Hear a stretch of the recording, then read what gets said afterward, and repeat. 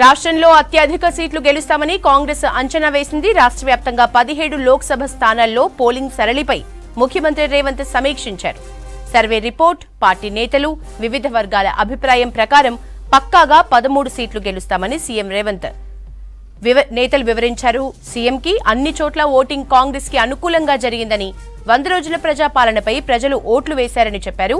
Assembly ఎన్నికల కంటే ఎక్కువగా కాంగ్రెస్ పార్టీ ఓట్ షేరింగ్ పెరుగుతుందని అంచనాకొచ్చారు.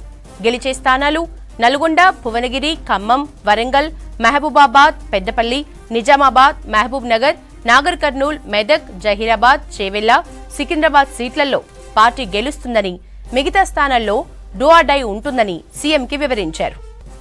ఇదే అంశంపై డీటెయిల్స్ యాదగిరి అందిస్తారు. యాదగిరి, పార్లమెంట్ ఎన్నికల పోలింగ్ పై సీఎం సమీక్షకు సంబంధించిన డీటెయిల్స్ ఎట్లా ఉన్నాయి?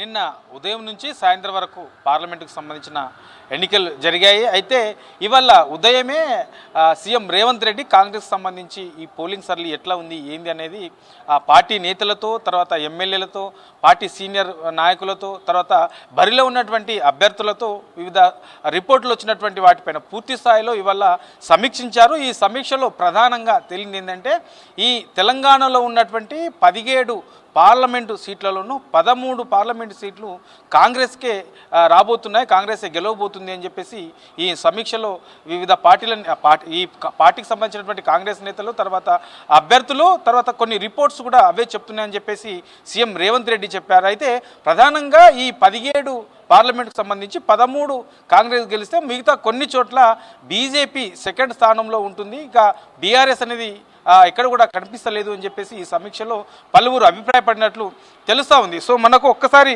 మీకు ఇందాక చెప్పుకున్నట్లు మనకు ఈ అసెంబ్లీ ఎన్నికలతో పోల్చుకుంటే అసెంబ్లీ ఎన్నికల్లో దాదాపు 40% కాంగ్రెస్ పార్టీకి ఓట్లు పడ్డాయి. సో ఈసారి ఈ పార్లమెంట్ ఎన్నికల్లో మనకు 4 నుంచి 5% ఈ గతంలో వచ్చిన దానికంటే 4 నుంచి 5% అంటే దాదాపు 45% పైగా మనకు ఈ పార్లమెంటు ఎన్నికల్లో కాంగ్రెస్ పార్టీకి ఓట్లు పడే అవకాశం ఉంటుందని చెప్పేసి ఒక అంచనా కూడా వస్తున్నారు. సో మొదటి నుంచి కూడా ప్రచారంలో కూడా కాంగ్రెస్ సంబంధించిన నేతలు, తర్వాత సీఎం రేవంత్ రెడ్డి కూడా ప్రచారంలో ప్రధానంగా తీసుకున్నది అంటే ఈ 100 రోజుల పాలనను 10 ఏళ్ల తర్వాత తెలంగాణలో కాంగ్రెస్ పార్టీ అధికారంలోకి వచ్చింది. అధికారంలోకి వచ్చిన తర్వాత ప్రజలకు ఇచ్చినటువంటి హామీలు ఏవైతే ఉన్నాయో ఆ హామీలను వాటిపైనే ఎక్కువగా ఫోకస్ పెడుతూ వాటిని అమలు చేస్తూ పోతా ఉంది. సో ఈ 100 రోజుల పాలన ఎట్లా ఉంది, ఈ 100 రోజుల పాలన చూసి ప్రజలు ఈ ప్రజాపాలనకు సంబంధించి ఓటేయాలని చెప్పేసి సీఎం రేవంత్ రెడ్డి ప్రధానంగా ఇదే ఎజెండాగా తీసుకొని ప్రచారం చేశారు. సో అందులో భాగంగానే ఇవాళ సమీక్షలో కూడా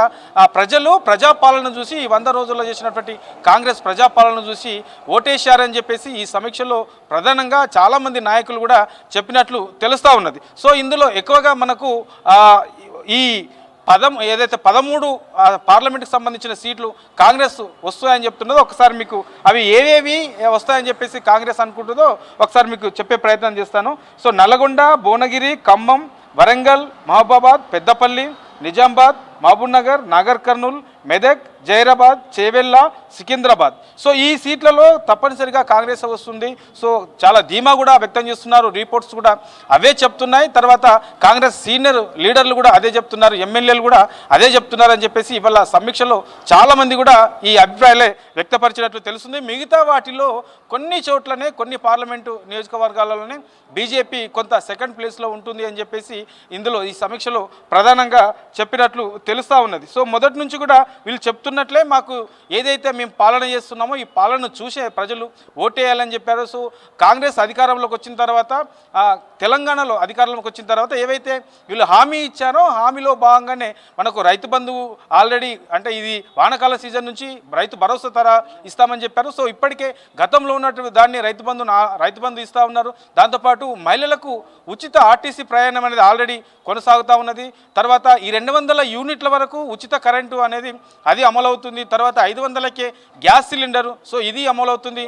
తర్వాత ఈ ఏదైతే ఆరోగ్యశ్రీకి సంబంధించి ఉన్నదో అది 10 లక్షల వరకు పెంపు చేశారు. సో ఇట్లా ఈ 100 రోజుల్లోనే ఈ ప్రజలకు సంబంధించినటువంటి అనేక కార్యక్రమాలు ఏదైతే అమలు చేస్తూ ఉన్నాం, సంక్షేమ పథకాలు అమలు చేస్తూ ఉన్నాం, ప్రజలకు ఇచ్చిన హామీలను ఏదైతే ప్రజలకు అవసరం ఉంటుందో ఆ ప్రజలకు అవసరం సంబంధించినటువంటి వాటిపైనే ఎక్కువగా ప్రాధాన్యత ఇస్తూ వాటిని అమలు చేసుకుంటూ వెళ్తూ ఉన్నామని చెప్పేసి కాంగ్రెస్ చెప్తుంది. సో అందులో భాగంగానే ఈ 100 రోజుల పాలనను చూసి ప్రజలు కాంగ్రెస్ వైపు మళ్ళారు, కాంగ్రెస్కే ఓటేశారు. అత్యధికంగా సీట్లు ఈ పార్లమెంటుకు సంబంధించిన దాంట్లో అత్యధిక సీట్లు కాంగ్రెస్ పార్టీ గెలుస్తుంది అని చెప్పేసి ఇవాళ సీఎం చేసినటువంటి సమీక్షలో ప్రధానంగా రిపోర్టులకు సంబంధించి కాంగ్రెస్ లీడర్లు, ఎమ్మెల్యేలు, తర్వాత అభ్యర్థులు కూడా ఇదే అభిప్రాయపడినట్లు ఇవాళ సమీక్షలో తెలిసింది యశోద.